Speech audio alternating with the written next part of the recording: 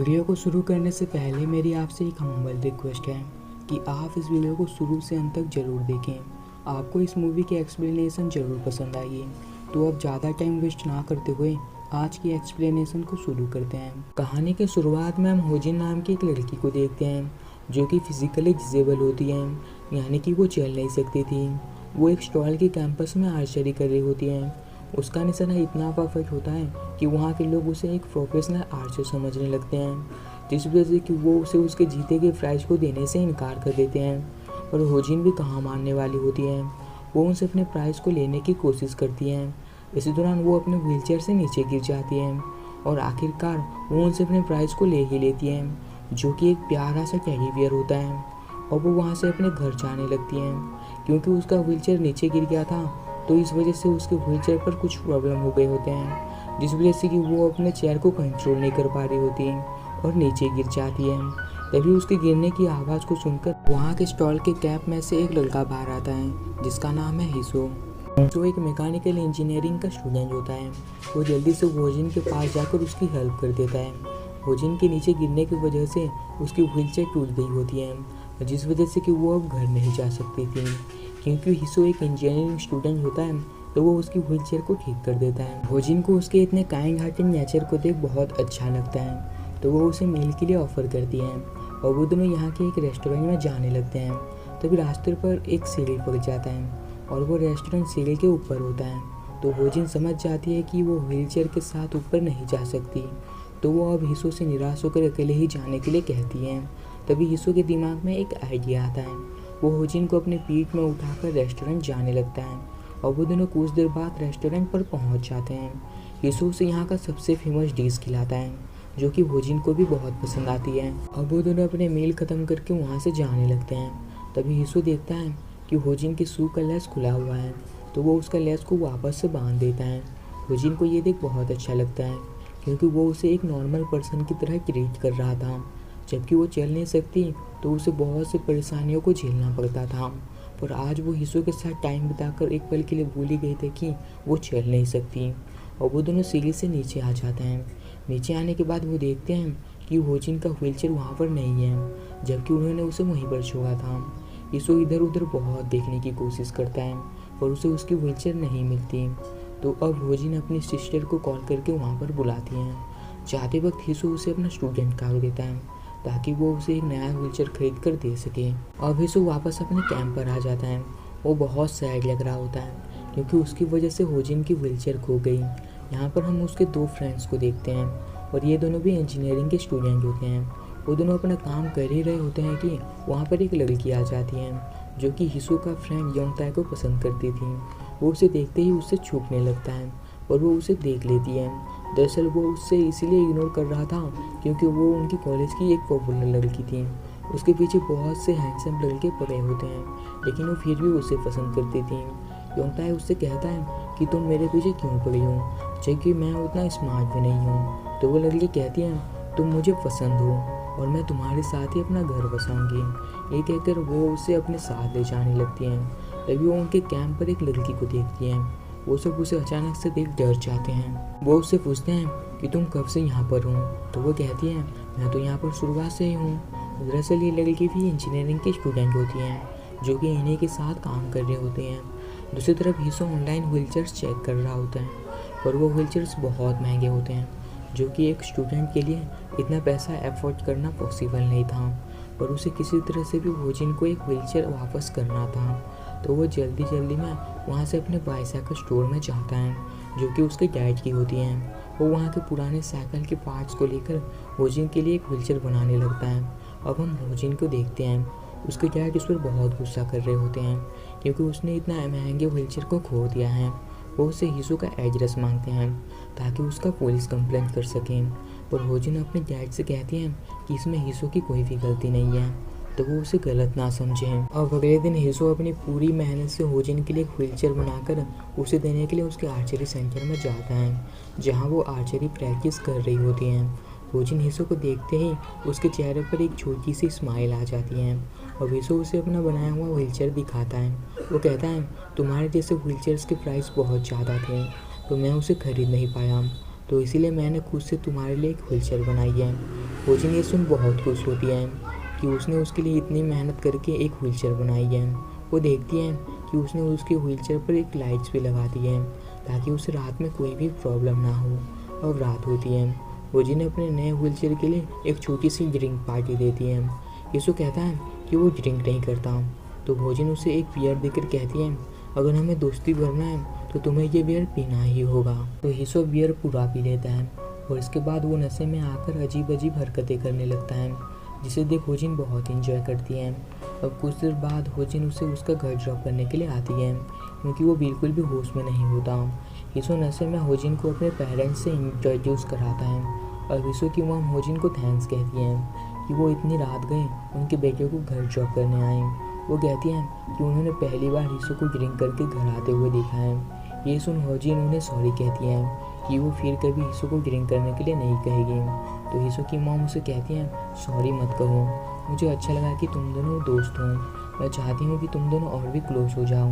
तभी होजिन को उसके डैड का कॉल आता है। वो उसे जल्दी घर आने के लिए कह रहे होते हैं, तो वो अब वहाँ से जाने लगती है और इस बार उसे रात में जाते वक्त बिल्कुल भी प्रॉब्लम नहीं होती क्योंकि यीशु ने उसके व्हीलचेयर पर लाइट्स लगा दी होती हैं। अब अगले दिन यीशु अपने फ्रेंड्स के साथ बैठा होता है, तभी वहाँ पर उसका दोस्त योंगताई आकर कहता है कि इस साल वो मैच फिर से होने वाला है। वो उस मैच के बारे में सुनते ही बहुत टेंशन में आ जाते हैं। दरअसल हर साल उन्हें उनके सीनियर के साथ एक मैच करना होता है जिसमें जो जीतता है तो अगले हारी हुई टीम को पूरे एक साल तक उनकी हर कही बात को माननी पड़ती है। और पिछले साल भी यीशु की टीम हारी थी, जिस वजह से कि उन्हें उनकी टॉर्चर झेलनी पड़ी थी। तो इस बार वो बिल्कुल भी हारना नहीं चाहते थे और अब वो टाइम आ ही जाता है जब वो उन्हें अपने सीनियर के साथ कंपटीशन करना होता है।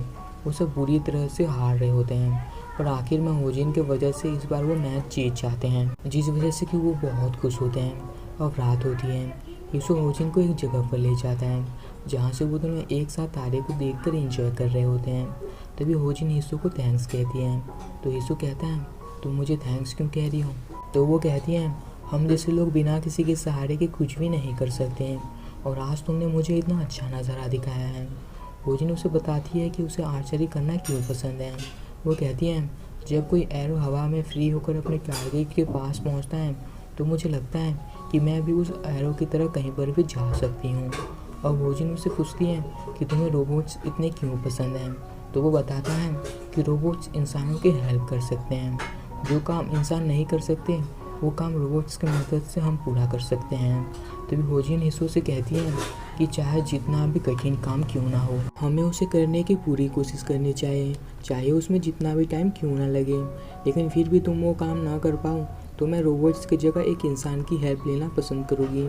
होजिन एक तरह से यीशु को प्रपोज कर रही होती है पर वो उसकी बात को समझ नहीं पा रहा होता। तभी होजिन को यीशु के शर्ट पर कुछ लगा हुआ दिखता है, तो वो उसे साफ करने के लिए उसके करीब जाती हैं।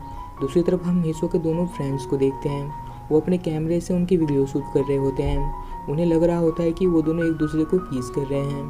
तभी वहाँ पर योंगताई की गर्लफ्रेंड आ जाती है। वो कहती है तुम्हारे पीछे वो कब से है? तो वो दोनों पीछे मुड़कर देखते हैं जहाँ उनकी दोस्त बैठी हुई होती है। वो दोनों उसे अचानक से देख डर जाते हैं। वो उससे पूछते हैं कि तुम यहाँ पर कब से हो? तो वो कहती है मैं तो यहाँ पर शुरुआत से हूँ। आज की रात वो सब फ्रेंड बहुत इंजॉय करते हैं और अगले दिन यीशु होजिन के साथ उसके आर्चरी सेंटर पर जाता है, जहाँ पर होजिन की तरह वो निशाना लगाने की कोशिश करता है और पहले ही बार में उसका निशाना लग जाता है। तो होजिन खुश होकर उसे हक कर लेती है। पहली बार में ही उसने इतना अच्छा निशाना लगाया था। तो होजिन उसे मेडल के तौर पर एक रोबोट वाला लॉकेट गिफ्ट करती है और यीशु उसे वही रेस्टोरेंट पर ले जाता है। पर इस बार उसे पिगीबैक राइड देने से पहले उसके व्हीलचेयर को अपने बाइसाइकिल से लॉक कर देता है और इसके बाद वो दोनों रेस्टोरेंट में जाकर एक साथ खाना खाते हैं। वो दोनों एक दूसरे की बहुत केयर करने लगे होते हैं। अब हम होजिन के डैड को देखते हैं। होजिन अब तक घर नहीं आई होती तो उसके डैड उसे कॉल करने की कोशिश करते हैं पर वो फ़ोन नहीं उठा रही होती। तभी वहाँ पर होजिन की सिस्टर आ जाती है। वो अपने डैड से कहती है कि उसे अब्रॉड जाकर पढ़ाई करना है। तो उसके डैड उसे कहते हैं अगर तुम अब्रॉड जाकर पढ़ाई करोगी तो तुम्हारी सिस्टर का ख्याल कौन रखेगा? मैं उसके लिए एक लड़का ढूंढ रहा हूँ, उसके शादी के बाद तुम अब्रॉड जाकर पढ़ाई कर सकती हो। तभी वहाँ पर होजिन आ जाती है। तो उसके डैड उसे कहते हैं मैंने तुम्हारे लिए एक लड़का ढूंढा है तुम्हारी शादी करने के लिए। वो कहते हैं वो लड़का मेरे स्टोर पर 10 साल से काम करता है, वो तुम्हारा ध्यान रखेगा होजिन समझ जाती है कि उसके डैड ने उसे शादी करने के बदले अपने स्टोर को देने का वादा किया है। होजिन अपने डैड से कहती है कि इससे अच्छा तो आप मेरी जान ही ले लेते हैं, और वो दुखी होकर वहाँ से हिस्सों के पास चली जाती है। हिस्सो उसे इतनी रात में देख शौक हो जाता है। वो उसे उसका वीआर मांगती है, जिससे कि उसे फील होता है कि वो बीच में अकेले चल रही है। और वो उसे कहती है कि वो बहुत ही जल्दी नेशनल टीम के लिए खेलने वाली है। तो हिस्सो उसे कहता है, क्या मैं तुम्हें देखने आ सकता हूँ? तो होजिन उसे प्रॉमिस लेती है कि वो उसे देखने आएगा। अब हम योंगताई और उसकी गर्लफ्रेंड को देखते हैं। वो दोनों एक साथ चलते हुए आ रहे होते हैं। तभी वहाँ पर एक लड़का आता है। वो योंगताई की गर्लफ्रेंड से कहता है कि मेरे साथ चलूँ, पर वो उसके साथ जाने से मना कर देती है। तो वो उसे कहता है कि आखिर इस लड़के में ऐसा क्या है, ये तो एक लूज़र है। तो योंगताई की गर्लफ्रेंड गुस्से में आकर उसे मारने की कोशिश करती है, पर वो लड़का उसे धक्का दे देता है। और योंगताई भी कुछ कर नहीं पा रहा होता, क्योंकि वो अपने आप को एक लूज़र समझता था। और आखिर में वो गुस्से में आकर उस लड़के के फेस पर जोर से एक पंच करता है।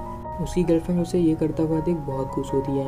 अब हम हिस्सो के और एक फ्रेंड को देखते हैं। वो अपने फ्रेंड के साथ अपने एक रोबोट का टेस्ट कर रहा होता है। उसकी फ्रेंड जब भी उस रोबोट को गले लगाती तो उसका हार्ट बीट तेज होने लगता। वो समझ नहीं पाता कि ऐसा क्यों हो रहा है। तो इस बार वो अपने को गले लगाने के लिए कहता है। तो इस बार भी उसकी हार्ट बीट तेज होने लगती है, जिससे कि उसे लगता है कि उसकी वॉच खराब है। तो वो उसे अब यहाँ से जाने के लिए कहता है। तभी वो लड़की उसे किस कर लेती है और वो कहती है कि वो उसे लाइक करती है। उसे बिल्कुल भी यकीन नहीं हो पाता कि उसने अभी उसे प्रपोज किया। अब हम हिस्सो को देखते हैं। वो रास्ते पर जा रहा होता है। तभी उसे रास्ते पर होजिन दिखती है। दरअसल उनके एक दोस्त का अचानक से तबीयत खराब हो गया होता है, जो कि ड्राइविंग कर रहा था। तो अब होजिन हिस्सो से ड्राइव करने के लिए कहती है। तभी हिस्सो ड्राइविंग के नाम से ही घबराने लगता है। वो उसे कहता है कि उसके पास ड्राइविंग लाइसेंस नहीं है, तो वो गाड़ी नहीं चला सकता। तभी वहाँ पर उसका ड्राइवर भी आ जाता है और अब वो वहाँ से जाने लगते हैं। जाते वक्त होजिन सोच रही होती है कि हिस्सो ड्राइविंग करने से इतना घबराता क्यों है। उसके दोस्त होजिन को बता रहे होते हैं कि हिस्सो को कम स्पेस वाली जगह से डर लगता है, ऐसे में वो सांस नहीं पाता, उसे अनकंफर्टेबल महसूस होता है।